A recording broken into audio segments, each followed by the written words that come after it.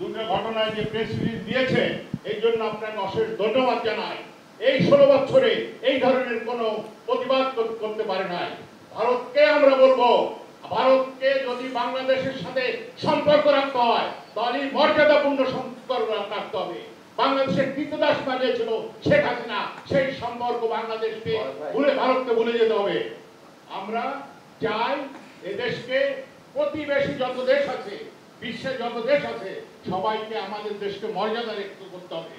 জাতীয় পতাকার অবমাননা হয়েছে, এই জন্য সাধারণ নাগরিকদের বিরুদ্ধে নয়, কিন্তু ইসকন একটা সন্ত্রাসী, একটা চিহ্নিত গোষ্ঠী। ইসকনের কোনো লোক যাতে ভারত থেকে বা ভারতীয় কোনো লোক অন্য কোনো দেশ থেকে বাংলাদেশে প্রবেশ করতে না পারে, যাতে ওরা এখানে এসে কোনো উচ্ছৃঙ্খল বিশৃঙ্খল সাম্প্রদায়িকতা সৃষ্টি করতে না পারে, এই জন্য ভারতীয়দের ভিসা আপাতত বন্ধ করার জন্য আমরা আহ্বান জানাচ্ছি।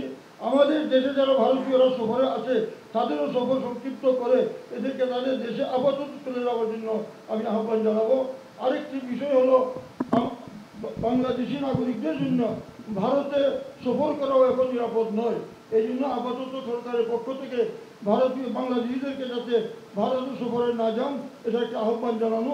আর বাকি দেশ জাতির প্রয়োজনে আমাদের সরকার যে সিদ্ধান্ত নিবে, যে আহ্বান জানাবে, ইনশাআল্লাহ আমরা সেটাকে সাড়া দিব। আমরা জীবন দেওয়ার জন্য